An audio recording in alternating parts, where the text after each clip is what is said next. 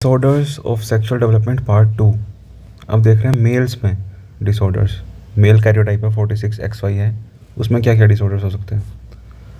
हो सकता है कि नॉर्मल कैरियोटाइप था 46XY, लेकिन अब नॉर्मल टेस्टिकुलर डेवलपमेंट हो गई, जिसके रीजंस ये हो सकते हैं।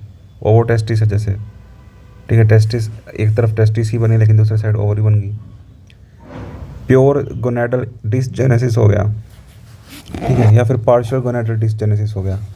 प्योर गोनेडल डिसजेनेसिस को स्वायर्स सिंड्रोम भी बोलते हैं, स्वायर्स सिंड्रोम और पार्शियल गोनेडल डिसजेनेसिस। और चौथा टेस्टिकुलर रिग्रेशन सिंड्रोम, यानी टेस्टिस के टोर्जन के कारण इंट्रायूट्राइन ही वो रिग्रेस कर गई, ठीक है। तो प्रॉब्लम इन एंड्रोजन प्रोडक्शन और एंड्रोजन रिसेप्टर्स हो सकता है।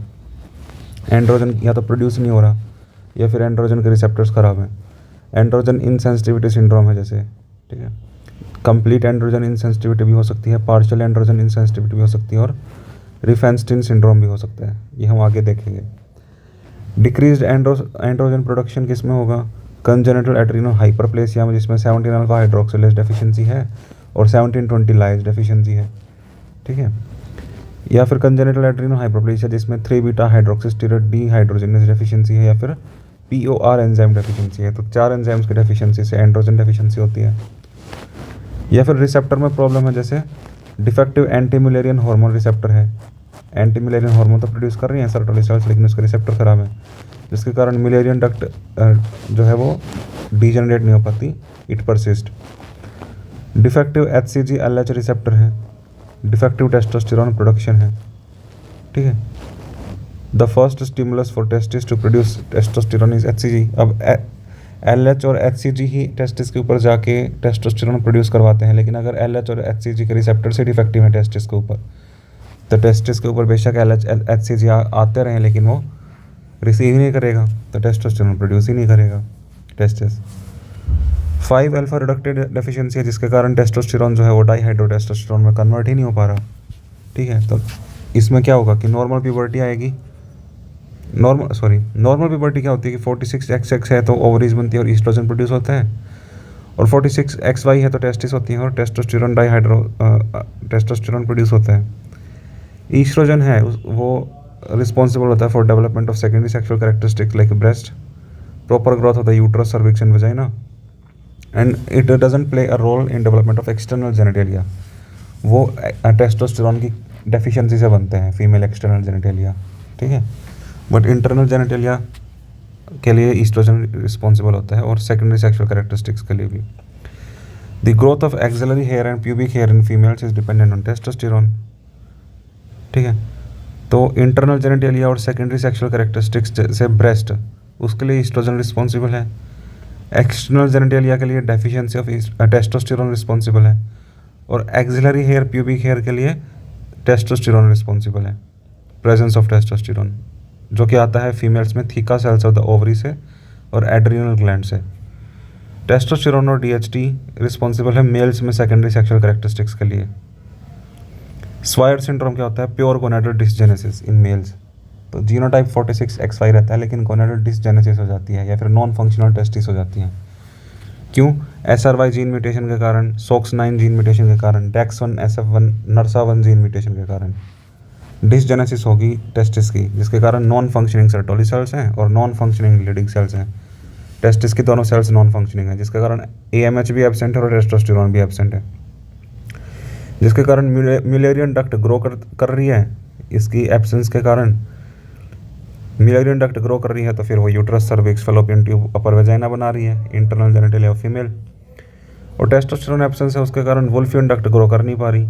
वुल्फियन डक्ट ग्रो करने के लिए टेस्टोस्टेरोन की लोकल कंसंट्रेशन हाई होनी चाहिए।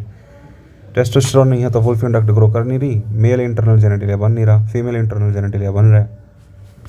DHT है नहीं तो एक्सटर्नल जेनिटेलिया भी मेल वाला नहीं बन रहा, तो फीमेल वाला बन जा रहा है। टेस्टोस्टेरोन के एब्सेंस में फीमेल वाला ही बनेगा external genitalia. So internal and external genitalia both are of female, ठीक है, in Swyer's syndrome. Testis are undescended, तो टेस्टिस तो हैं ही, लेकिन वो डिसजेनेटिक हैं, तो वो डिसेंड नहीं कर रही। क्यों? क्योंकि उसके लिए AMH ज़रूरी होता है और टेस्टोस्टेरोन ज़रूरी होता है और DHT ज़रूरी होता है डिसेंड करने के लिए। तो testis are undescended and palpable in inguinal area in Swyer syndrome. Pure gonadal dysgenesis. Present as inguinal hernia, जो अनडिसेंडेड टेस्टिस होती है ना, वो इंग्वाइनल हर्निया की तरह प्रेजेंट करती हैं, and they have an increase risk of malignancy.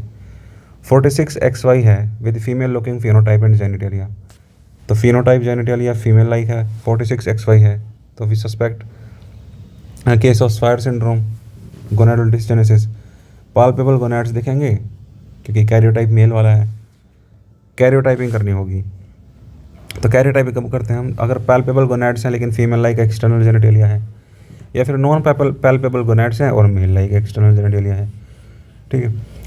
When this child grows, Swyer syndrome वाला बच्चा जब ग्रो करता है तो प्यूबर्टी पे नॉन फंक्शनिंग टेस्टिस हैं, कोई टेस्टोस्टेरोन तो है नहीं, तो सेकेंडरी सेक्सुअल कैरेक्टरिस्टिक्स मेल्स वाले आते नहीं हैं, लेकिन ईस्ट्रोजन भी नहीं है, सिर्फ टेस्टिस के हार्मोन्स की कमी है ना।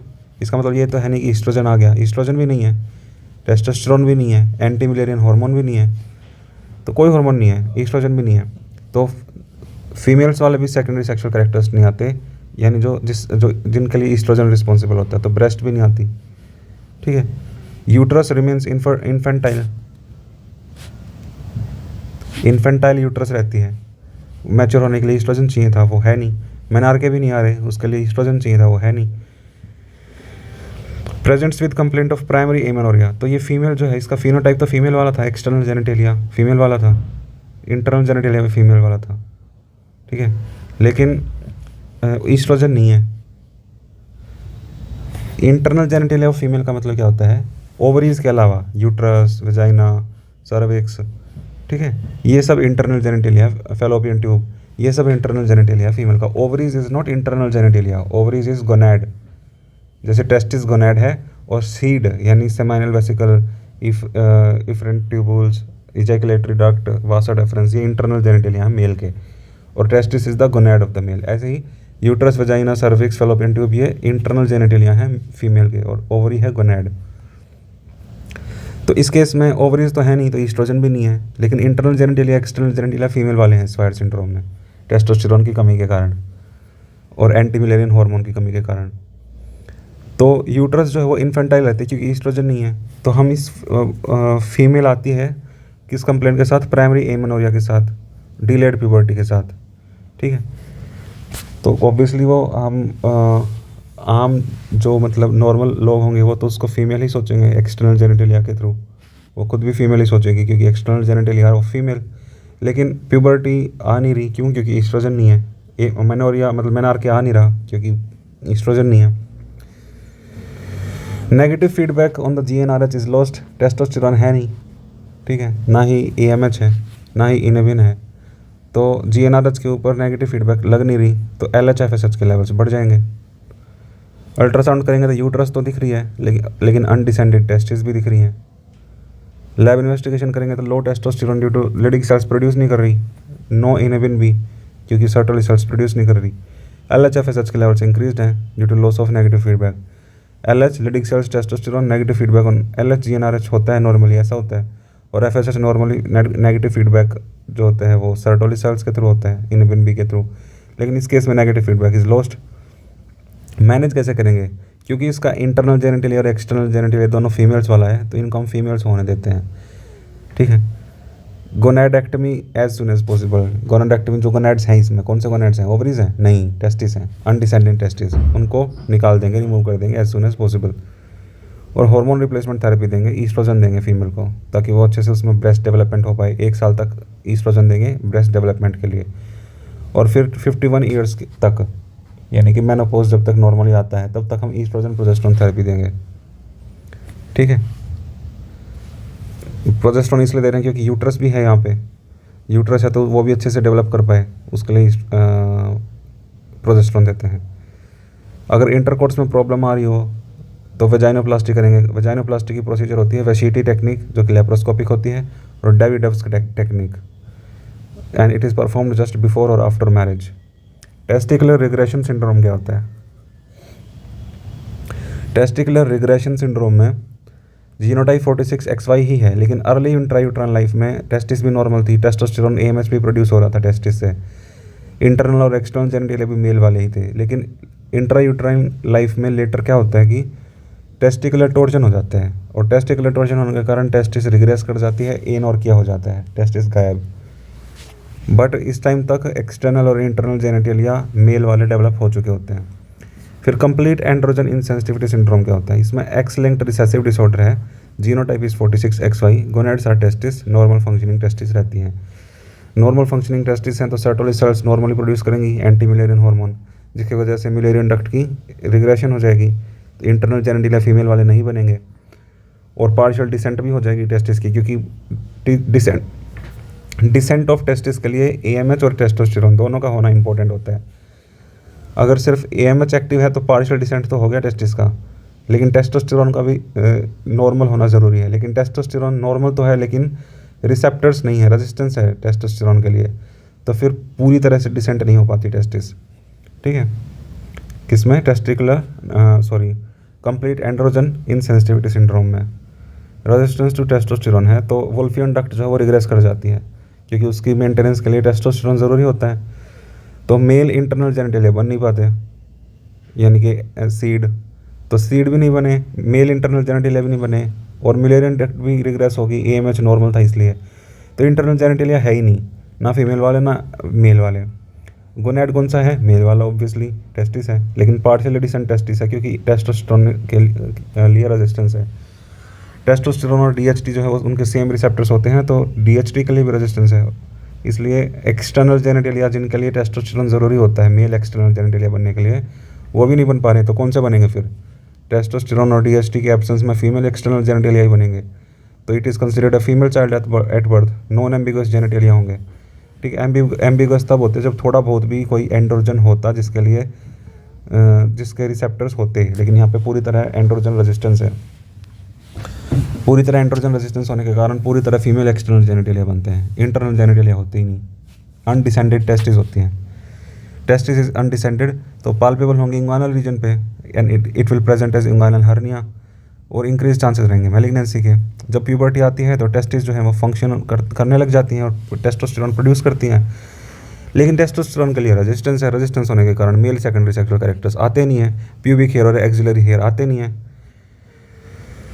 और जो टेस्टोस्टेरोन है वो एक्यूमुलेट होता रहता है बॉडी में, वो काम तो कर नहीं पा रहा, तो एक्सेस ऑफ द टेस्टोस्टेरोन जो है वो एरोमेटेज एंजाइम उसको ईस्ट्रोजन में कन्वर्ट कर देता है, तो एंड्रोजन रेजिस्टेंस में ईस्ट्रोजन होता है, जबकि स्वायर्स सिंड्रोम में जिसमें कि डिसजेनेसिस हो रही थी टेस्टिस की, वहाँ पे ईस्ट्रोजन नहीं था, लेकिन यहाँ पे ईस्ट्रोजन आ रहा है। क्यों? क्योंकि एक्सेस ऑफ टेस्टोस्टेरोन है।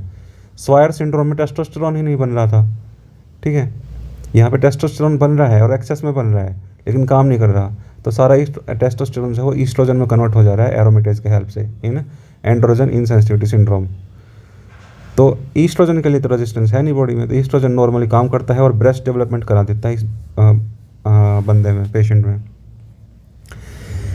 सो एक्सटर्नल जेनिटलिया फीमेल वाला, इंटरनल जेनिटलिया है ही नहीं, गोनैड टेस्टिस है, और सेकेंडरी सेक्सुअल कैरेक्टरिस्टिक्स फीमेल वाले हैं, मेल वाले नहीं हैं, तो फीमेल ही है एक तरह से, देखने में तो फीमेल दिखेगी।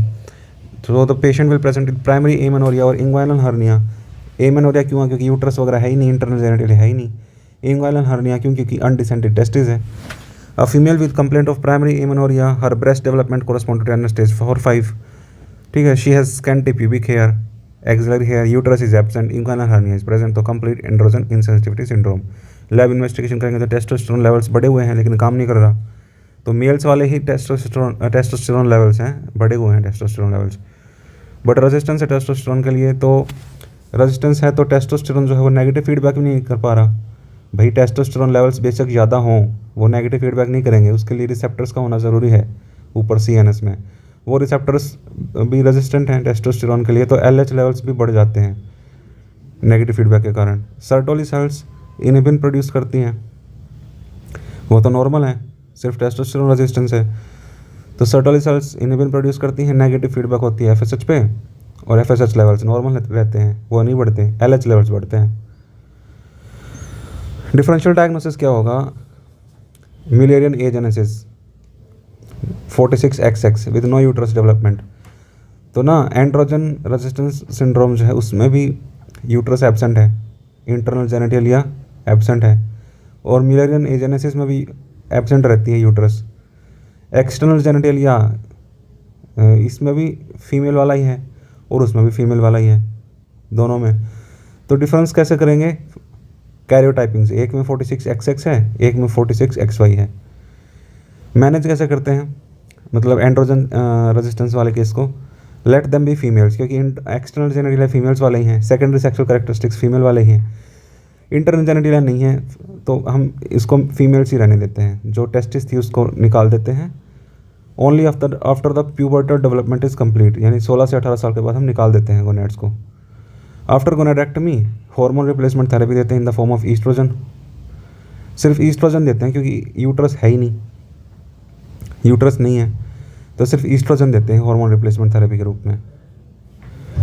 वेजाइनोप्लास्टी करते हैं फॉर कोइटस। टेक्निक वेसिटी या फिर डेविडोव्स प्रोसीजर जो कि लेप्रोस्कोपिक होती है, या फिर मैकिंडो वेजिनोप्लास्टी जो कि कन्वेंशनल टेक्निक है। टाइम कब करेंगे? जस्ट बिफोर या after marriage. These patients can not have their biological children, क्योंकि इंटरनल जेनिटेलिया है ही नहीं, यूट्रस वगैरह, तो कैसे बायोलॉजिकल चिल्ड्रन होंगे। अब ये था कंप्लीट एंड्रोजन इनसेंसिटिविटी सिंड्रोम। अगर पार्शियल हो जाए, पार्शियल रेजिस्टेंस है, तो everything is similar to complete androgen insensitivity syndrome except these males are partially sensitive. Partially sensitive हैं, पार्शियली सेंसिटिव हैं, तो टेस्टोस्टेरोन जो है वो वुल्फियन डक्ट जो है वो ग्रो करती है, लेकिन पार्शियली ग्रो करती है। तो मेल इंटरनल जेनिटेलिया होते हैं लेकिन पार्शियली रहते हैं, प्रॉपरली डेवलप नहीं रहते। तो सीड जो है SEED जो AIS में कम्प्लीटली एब्सेंट थे, यहाँ पे पार्शियली प्रेजेंट हैं। और एक्सटर्नल जेनिटेलिया जो फीमेल्स वाले थे AIS में due to absence of testosterone, लेकिन यहाँ पे कुछ टेस्टोस्टेरोन इज प्रेजेंट, तो एम्बिगस एक्सटर्नल जेनिटेलिया रहेंगे, लेकिन फीमेल ही कंसिडर करेंगे। तो फीमेल आई प्राइमरी एमेनोरिया के साथ ब्रेस्ट डेवलपमेंट जो है वो नॉर्मल है, क्योंकि एरोमेटेज जो है वो कन्वर्ट कर रहा है टेस्टोस्टेरोन के हाई लेवल्स को। Axillary pubic hair correspond to presence of inguinal hernia. तो ये एंड्रोजन इनसेंसिटिविटी सिंड्रोम है, कंप्लीट भी हो सकता है, पार्शियल भी। कैसे डिफ्रेंशिएट करेंगे? अगर फीमेल एक्सटर्नल जेनिटेलिया है तो कंप्लीट है, कंप्लीट एब्सेंस ऑफ टेस्टोस्टेरोन, और मतलब टेस्टोस्टेरोन कंप्लीट रेजिस्टेंस है तो फीमेल वाले। अगर पार्शियल रेजिस्टेंस होता है ambiguous genitalia. Management of partial same as AIS। Difference क्या होगा? गोनाडेक्टमी कर देंगे ASAP यहाँ पे, क्योंकि जो टेस्टोस्टेरोन है वो पार्शियली एक्ट कर रहा है, तो प्रॉब्लम करवा रहा है एम्बिगस जेनिटेलिया की। मतलब हम चाह रहे हैं कि फीमेल ही बना रहे हैं पेशेंट, ठीक है, ट्रीटमेंट में। तो फीमेल ही रखने के लिए तो हम चाहेंगे कि टेस्टोस्टेरोन जो पार्शियल एक्ट कर रहा है वो भी ना करे, ठीक है, बिल्कुल ही ना करे, वही सही है। क्योंकि अगर कुछ भी एक्ट करेगा तो एम्बिग्विटी आएगी जेनिटेलिया में, वो ना आए। विरिलाइजेशन ऑफ एक्सटर्नल जेनिटेलिया ना हो। विरिलाइजेशन मतलब मेल वाले फीचर्स एक्सटर्नल जेनिटेलिया में ना आए, उसके लिए हम एज सुन एज पॉसिबल गोनाडेक्टमी कर देंगे। AIS में हम वेट कर रहे थे जब प्यूबर्टी पूरे होने का, लेकिन यहाँ पे हम एज सुन एज पॉसिबल गोनाडेक्टमी कर देंगे ताकि एक्सटर्नल जेनिटेलिया की विरिलाइजेशन ना हो। फिर रिफनस्टीन सिंड्रोम क्या होता है? ये भी AIS का ही एक टाइप है। Present as under विरिलाइज्ड males. ये एक तरह से पार्शियल AIS का ही बेटर फॉर्म है। मतलब रेजिस्टेंस है, लेकिन पार्शियल AIS से भी कम रेजिस्टेंस है, सबसे कम रेजिस्टेंस है, थोड़ी बहुत ही रेजिस्टेंस है। थोड़ी बहुत रेजिस्टेंस होने के कारण मेल्स ही हैं लेकिन अंडर विरिलाइज्ड, ठीक है। मतलब एक तरह से कह सकते हो कि मेल्स हैं लेकिन थोड़े कम मेल्स हैं, तो अंडर विरिलाइज्ड मेल्स हैं। बेटर फॉर्म है पार्शियल AIS की। Present as male who are infertile, तो इनफर्टिलिटी हो जाती है मेल्स में। बाइफिड स्क्रोटम रहता है, तो एक्सटर्नल जेनिटेलिया मेल वाला ही है लेकिन बाइफिड है स्क्रोटम। पेरिनियोस्क्रोटल हाइपोस्पाइडियास है। मैनेज कैसे करेंगे? टेस्टोस्टेरोन दो, ठीक है, रेजिस्टेंस है थोड़ी बहुत तो टेस्टोस्टेरोन बढ़ा दो। Gonadectomy is done only if cryptorchidism is present. अगर अनडिसेंडेड टेस्टिस है ना तभी हम गोनाडेक्टमी करेंगे, वरना क्योंकि ये मेल है तो बाहर मोस्टली बाहर ही मिलते हैं। बाइफिड स्क्रोटम होता है ज़्यादा से ज़्यादा, लेकिन बाहर ही मिलते हैं। तो गोनाडेक्टमी तभी करेंगे जब क्रिप्टोर्किडिज्म हो। Reifenstein syndrome. There is a 46XX condition which closely resembles AIS। तो AIS के जैसा ही और क्या होता है? मिलेरियन एजेनेसिस, क्योंकि उसमें भी फीमेल इंटरनल जेनिटेलिया नहीं होते, यूट्रस वगैरह नहीं होती, क्योंकि मिलेरियन एजेनेसिस हो गई है। और AIS में भी मिलेरियन एजेनेसिस रहती है क्योंकि anti Mullerian hormone is present. लेकिन एक्सटर्नल जेनिटेलिया फीमेल वाले रहते हैं मिलेरियन एजेनेसिस में due to deficiency of testosterone, और AIS में भी एक्सटर्नल जेनिटेलिया फीमेल वाले रहते हैं due to no action of testosterone due resistance. तो दोनों सिमिलर होते हैं, दोनों में फीमेल फिनोटाइप होता है, एब्सेंट यूट्रस होती है और प्राइमरी एमेनोरिया रहता है। तो कैरियोटाइपिंग से हम डिफ्रेंशिएट कर सकते हैं दोनों को। मिलेरियन एजेनेसिस में genotype is 46XX, ovary is normal, ovary normal रहती है मिलेरियन एजेनेसिस में, ठीक है। AIS में ओवरी नहीं होती लेकिन ईस्ट्रोजन होता है, क्योंकि excess testosterone gets converted to oestrogen due to with the help of aromatase enzyme, ठीक है। तो ईस्ट्रोजन इज देयर, ईस्ट्रोजन यहाँ पे भी होता है लेकिन यहाँ पे ओवरी से आता है वो oestrogen. External genitalia normal female like कहते हैं जैसे AIS में। प्रॉब्लम क्या होती है कि both Mullerian duct are absent, so uterus, cervix, fallopian tube, upper vagina ये सब एब्सेंट रहता है। कुछ फीमेल्स में डिस्टल फैलोपियन ट्यूब देखने को मिल सकती है, कंप्लीट वजाइना एजेनेसिस रहती है, रुडिमेंट्री यूट्राइन हॉर्न देखा जा सकता है जिससे एंडोमेट्रियोसिस, डिस्मेनोरिया हो सकता है। These females at puberty ovary normal है तो ईस्ट्रोजन नॉर्मल है, ब्रेस्ट डेवलपमेंट नॉर्मल होगी। AIS में भी ईस्ट्रोजन लेवल्स वर हाई और ब्रेस्ट डेवलपमेंट हो रही थी। ये फीमेल्स ओव्यूलेट करती हैं लेकिन AIS में ओव्यूलेशन नहीं होती क्योंकि ओवरी नहीं होती। यहाँ पे ओवरी भी है और ईस्ट्रोजन लेवल भी है नॉर्मल, तो ओव्यूलेशन होती है। ओके, तो ओव्यूलेशन नॉर्मली होती है। Androgens are normal hair, androgens normal है तो pubic hair, axillary hair normal होते हैं। AIS में क्या होता है कि ब्रेस्ट जो होती है वो मिलेरियन एजेनेसिस की तरह ही पूरी तरह डेवलप्ड होती है, प्यूबिक और एक्सिलरी हेयर जो होते हैं वो इमैच्योर होते हैं क्योंकि टेस्टोस्टेरोन रेजिस्टेंस होती है। तो प्यूबिक एक्सिलरी हेयर नहीं होते AIS में, लेकिन मिलेरियन एजेनेसिस में होते हैं क्योंकि androgens are normal. Mullerian agenesis में ब्रेस्ट नॉर्मली डेवलप्ड होती है जो कि AIS में भी है, लेकिन प्यूबिक एक्सिलरी हेयर में डिफरेंस है, ठीक है। Now these females of Mullerian agenesis वाले patients come with complaints of primary amenorrhoea and after marriage coital difficulties. Associated problems in Mullerian agenesis. अब मिलेरियन जेनेसिस जो है ना वो रीनल अनोमलीज और स्केलेटल अनोमलीज के साथ एसोसिएटेड रहता है। Renal anomalies like renal agenesis, horseshoe shaped kidneys, या फिर स्केलेटल अनोमलीज लाइक हेमीवर्टिब्रे। तो Mullerian genesis can be of two type, MRKH type 1 and MRKH type 2। MRKH मतलब Mayer Rokitansky Kuster Hauser syndrome, type 1 और type 2। Type 1 में सिर्फ मिलेरियन agenesis देखने को मिलती है और टाइप 2 में मिलेरियन एजेनेसिस के साथ साथ रीनल अनोमलीज और स्केलेटल अनोमलीज भी देखने को मिलती हैं। मर्क टाइप 2 को हम मर्सियस सिंड्रोम भी बोलते हैं। Mullerian agenesis, renal anomalies plus cervical somite. Test कैसे करेंगे? Intravenous pyelography for renal anomalies, skeletal X ray should be done in all patients of MRKH. Investigation of choice to differentiate AIS and Mullerian agenesis is karyotyping. Levels of LH and FSH in Mullerian agenesis are normal. LH और FSH के levels normal रहते हैं Mullerian agenesis में, जबकि AIS में testosterone ज़्यादा था लेकिन रेजिस्टेंस होने के कारण LH levels were increased, FSH levels were normal क्योंकि इनिबिन वाज नॉर्मल AIS में, लेकिन यहाँ पे LH और FSH दोनों ही नॉर्मल रहते हैं। Management of Mullerian agenesis, these females cannot menstruate due to no uterus, make them capable of having intercourse by vaginoplasty technique, Vashiti-Davidoff procedure, laparoscopic, McIndoe-vaginoplasty, conventional technique. Time just before or after marriage. These females can have their own biological children क्योंकि they ovulate normally, तो biological children हो सकते हैं, लेकिन uterus नहीं है तो वो खुद पैदा नहीं कर सकती, लेकिन उसके बच्चे हो सकते हैं क्योंकि वो गैमेट्स प्रोड्यूस कर पा रही है, उसके पास ओवरी है। तो IVF के थ्रू और सरोगेसी के थ्रू हम बच्चे पैदा कर सकते हैं ऐसी फीमेल में।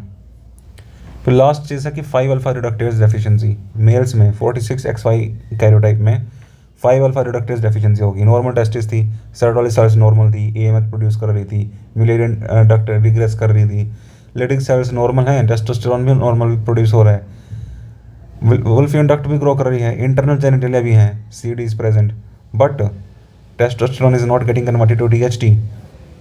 तो फीमेल एक्सटर्नल जेनिटलिया हैं, क्योंकि मेल एक्सटर्नल जेनिटलिया बनने के लिए DHT की कंसंट्रेशन हाई रहनी चाहिए, ठीक है। सो फीमेल एक्सटर्नल जेनिटलिया रहते हैं considered female child at birth. Puberty आने पे लेकिन जो टेस्टोस्टेरोन है वो भी काम करता है, तो सेकेंडरी मेल सेक्सुअल कैरेक्टरिस्टिक्स से आते हैं, मेल वाले ही कैरेक्टरिस्टिक्स आते हैं, deepening of voice, increase muscle tone, muscle mass, increase libido, ठीक है। Some virilisation of the male external genitalia not at birth, क्लाइटोरोमेगाली।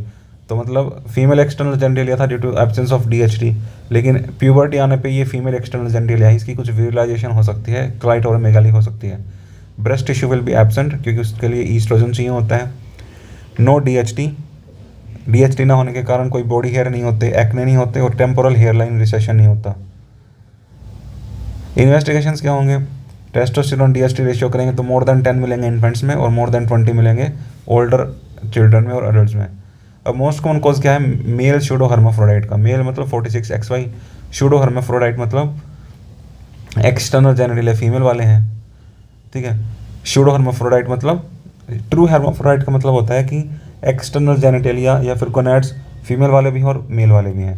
Pseudo और शूडो हर्माफ्रोडाइट का मतलब होता है कि एक ही है लेकिन अपोजिट हैं कैरियोटाइप से। सो कैरियोटाइप मेल वाला है लेकिन एक्सटर्नल जेनिटल फीमेल वाले हैं, तो मेल शूडो हर्माफ्रोडाइट। कब होगा ऐसा? जब कंप्लीट AIS हो, ठीक है, तभी होगा।